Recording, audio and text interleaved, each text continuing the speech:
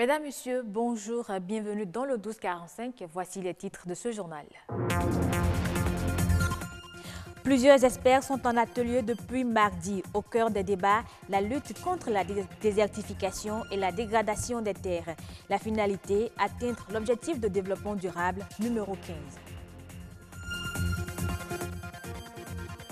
La sculpture sur pierre, plus qu'un métier, c'est une passion pour Charlie Dicou. Nous irons dans ce journal à la découverte de cet artiste qui transforme la pierre en objet d'art.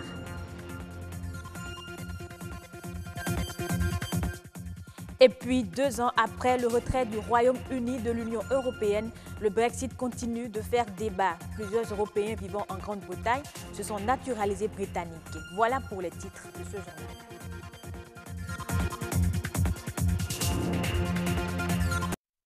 Le Bénin est bien décidé à atteindre l'objectif de développement durable numéro 15. Cet objectif relatif à la vie terrestre fait mention de la lutte contre la désertification et la dégradation des terres. Comment déclencher le changement de paradigme en matière de gestion des terres au Bénin pour un développement durable? Le thème est au cœur d'un atelier qui a démarré à Cotonou. Les détails dans ce compte-rendu de Rodrigue Babagüito et Alexis Segbemo. Au total, environ 2,2 millions d'hectares de terre se sont dégradés au Bénin entre 2000 et 2010, soit en moyenne 200 000 hectares par an. La dégradation des terres fait partie des défis environnementaux majeurs et au Bénin, l'heure est à une accélération de la croissance. La production agricole, dans toutes ses dimensions, se trouve être l'un des principaux facteurs de dégradation des terres. C'est encore ce secteur qui est la principale victime des conséquences liées à ce phénomène. Il est établi aujourd'hui que si ce facteur n'est pas maîtrisé, les missions fondamentales, notamment la garantie de la sécurité alimentaire et nutritionnelle, ainsi que la contribution à l'économie nationale pourraient être mises à mal. Un rythme de dégradation face auquel investir dans la gestion durable des terres GDT permettra au Bénin de réaliser ses cibles fixées au plan national. Il nous faut donc impérativement redéfinir notre relation à la terre, tant au niveau local qu'aux échelles nationales et mondiales. C'est pourquoi la neutralité de la dégradation des terres NDT constitue un engagement politique mondial inscrit dans les objectifs de développement durable. Ce faisant, nous devons œuvrer pour fixer le carbone dans nos terres par des choix intégrés pour développer notre biodiversité et améliorer la capacité de rétention de nos sols. Il s'agit d'ici à 2030 de limiter à 5% la perte des terres non dégradées afin de préserver les écosystèmes terrestres et aquatiques. Toute chose qui fera de l'objectif de développement durable numéro 15 une cible atteinte dans une vingtaine d'années. La sculpture sur pierre est un métier d'art. Il consiste à façonner des morceaux de pierre ou des roches brutes en objets d'art. Depuis qu'il s'est donné à ce métier, Charlie Dicou s'est découvert une passion. Elonia Dalmeda et Bernol Djogbe ont fait un tour dans son atelier. Je vous invite à suivre leur reportage. Râper, limer et poncer. Pour Charlie Dicou, sculpteur de pierre, c'est toujours le même rituel. De l'ébauche à l'œuvre d'art, il s'agit de façonner des formes et des volumes par le taillage de la pierre. La pierre, moi, je la considère comme une mousse. Je ne l'ai jamais vue dure. Pour moi, elle doit prendre une forme. À la manière d'un gémologue, le sculpteur sélectionne minutieusement les pierres nécessaires à la création de ses œuvres.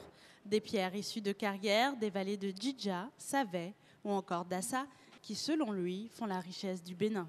Je n'ai pas commencé par la pierre, j'avais fait l'argile. De l'argile, je suis allé au ciment, du ciment, bois, bronze, tout ça. Je vois qu'avec la pierre qui est au moins à 60% de notre territoire, de différentes qualités et de belles pierres en plus, de marbre, de granit, de volcanique, tout ça là. Donc il vaut mieux en exploiter et donner goût à mes confrères sculpteurs de bois d'aller à la pierre. Et pour l'artiste, l'histoire se met bien souvent au service de la sculpture, comme en témoignent ses nombreuses productions telles que le Guélédé ou encore le monument de Toussaint Louverture à Alada, référence majeure de l'héritage culturel béninois. Je puise dans mon histoire, dans l'histoire de Dahomey par exemple, dans l'histoire de Porto-Novo, de Ouida, tout ça là. Moi j'utilise tout ce qui est utile dans notre culture pour pouvoir transmettre autrement dans la pierre. Avant-gardiste, le sculpteur a décidé depuis peu de mettre en avant son art à petite échelle auprès des habitants de son quartier à travers la création d'un espace détente et d'une mini-galerie, véritable extension de son atelier, voire vitrine de la riche collection d'œuvres qu'il propose aux amateurs d'art. Moi, j'ai créé cet espace d'abord pour exposer mes œuvres dans ma galerie et partager. Et si on dit aujourd'hui que l'Africain ou bien le Béninois n'achète pas l'art, ce n'est pas de sa faute parce que ce n'était pas dans sa culture. Une initiative qui force l'admiration de tous, notamment des plus jeunes, à qui Charlie Djikou souhaite tout particulièrement éveiller l'attachement au patrimoine historique béninois et plus largement la passion pour l'art sculptural. D'un métier à un autre, et cette fois, on se retrouve dans l'industrie du mariage qui compte désormais de nouveaux prestataires. Aujourd'hui, le Wedding Planner organise votre mariage du début jusqu'à la fin. Il est le principal acteur pour la réussite de cet événement spécial. Zoom sur ce métier peu connu des Béninois dans ce reportage signé Xavier Pelagi et Igor Ayoso. Avoir une personne disponible capable de planifier et d'organiser un mariage, c'est aujourd'hui possible à Cotonou grâce au service d'un wedding planner. Nous aidons les gens à amener leur mariage à bien.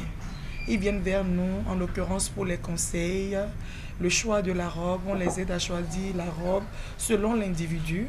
Parce qu'une mariée, par exemple, qui est corpulente comme moi, ne peut pas porter la robe d'une mariée svelte, d'une femme svelte. Donc, le choix de la robe varie, n'est-ce pas, selon la morphologie de la cliente. Pour faire face aux difficultés rencontrées dans l'exécution de leurs tâches, une association a récemment vu le jour et compte plus de 20 membres. On demande souvent aux étudiantes d'avoir vraiment la passion. Si vous n'avez pas la passion, vous ne pouvez pas faire ce boulot. Parce que les clients vous traitent comme si vous étiez les boys. Ils oublient au fait. Et il faut avoir la patience. Parce que la cliente peut crier sur toi. Tu n'es pas sa domestique. S'offrir les services d'un wedding planner est idéal pour cette génération de femmes très occupées qui doivent concilier vie professionnelle et vie de famille. J'ai une amie qui a été satisfaite de leurs prestations et je suis venue aussi parce que j'ai un mariage en vue et j'aimerais profiter de la prestation de Madame Islamia Landou pour qu'elle puisse organiser mon mariage en passant par la robe jusqu'à la décoration. Le wedding planner tire son origine de la culture américaine. Aux États-Unis, on estime à 75% les mariages organisés par les wedding planners contre 20% en France. Le Nigeria détient quant à lui le meilleur record en Afrique où le métier est en pleine expansion. Il y a les Béninois qui viennent de l'extérieur pour venir se marier. Eux là, c'est systématique parce que c'est déjà une culture qui est là-bas. Donc c'est systématique. Maintenant, de bouche à oreille, il y a une wedding planner qui a organisé mon mariage. Le wedding planner est certes très indispensable pour la réussite d'un mariage, mais s'offrir ses services n'est pas chose aisée. Son prix varie selon le budget du client et la qualité des prestations dépend de son portefeuille. Ce métier nécessite tout de même un minimum de formation professionnelle, bien sûr, pour garantir aux clients des services de qualité. Quand on commence par parler du wedding planner, les futurs mariés ont comme l'impression qu'en réalité, on vient pour gonfler leur budget, alors qu'en réalité, le wedding planner, c'est cette personne-là qui devrait pouvoir vous aider à trouver le meilleur, mais à un coût intéressant. Hors du Bénin, à présent, face à l'exportation illicite de la noix de cajou, les autorités ivoiriennes ont décidé de renforcer leurs mesures dissuasives. Désormais, tous les magasins et centres de collecte situés près des frontières sont fermés et la remontée vers les zones frontalières de tout véhicule transportant des noix de cajou est strictement interdite. Tout opérateur contrevenant à ces dispositions s'expose à des sanctions pouvant aller jusqu'au retrait de son agrément. L'interprofession malienne du coton était présente au Salon de l'agriculture à Paris et se réjouit de la production de coton-graines prévue cette année. Cette dernière s'élève à plus de 700 000 tonnes, ce qui permet au Mali de redevenir le premier producteur africain de coton. Si les prévisions de la campagne malienne pour le développement des textiles se confirment, le pays devrait produire 725 000 tonnes de coton-graines et redevenir le champion du coton en Afrique devant le Burkina Faso. Le Brexit continue de faire parler de lui 2 ans après. Face aux incertitudes liées aux implications du retrait du Royaume-Uni de l'Union européenne, plusieurs ressortissants des pays européens vivant en Grande-Bretagne choisissent l'option de se naturaliser britannique. Reportage. Aujourd'hui, Almudena va devenir une citoyenne britannique. C'est l'aboutissement d'un processus entamé il y a plusieurs mois pour cette mère de famille d'origine espagnole. Et même si elle vit à Londres depuis près de 20 ans, ce n'est qu'après le vote du Brexit qu'elle a entrepris la démarche de naturalisation.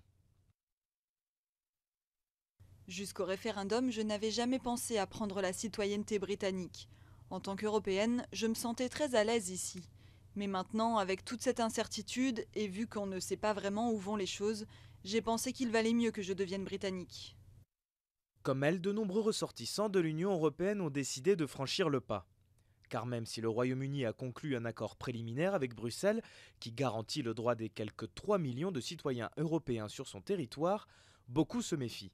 Résultat, plus de 38 000 Européens ont demandé la nationalité britannique en 2017 contre seulement 15 000 en 2016.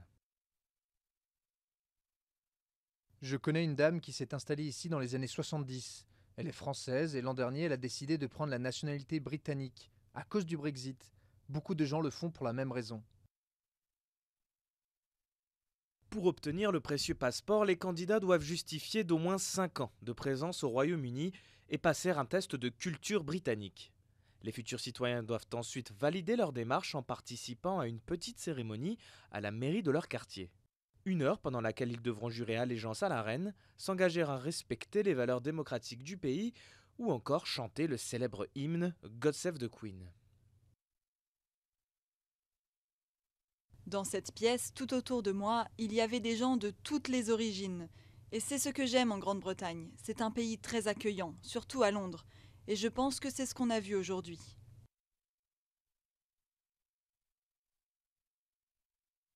À l'heure du Brexit, beaucoup de ressortissants européens préfèrent devenir britanniques plutôt que de risquer de perdre certains de leurs droits. Une tranquillité d'esprit qui a un coût, environ 1 500 €.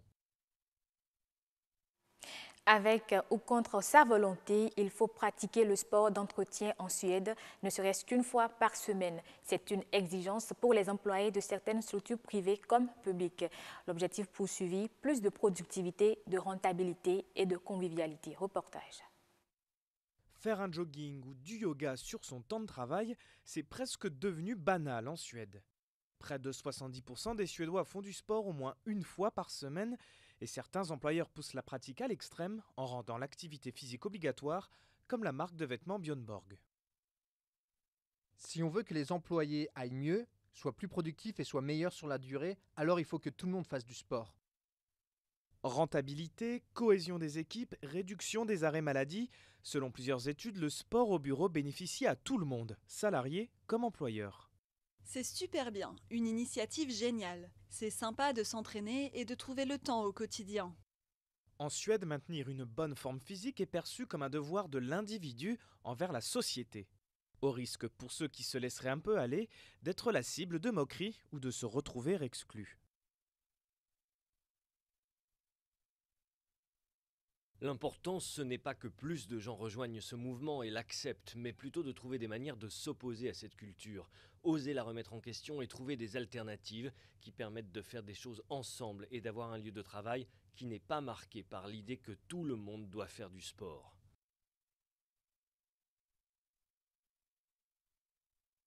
Mais le sport est aussi en passe de devenir un outil de recrutement. Certaines grandes entreprises espèrent attirer de nouveaux employés en subventionnant des activités sportives comme le golf ou l'aquagym. C'est sur cette note sportive que prend fin ce journal. Merci de l'avoir suivi. Prenez du plaisir sur votre chaîne en attendant de me retrouver à 19h45 pour d'autres nouvelles.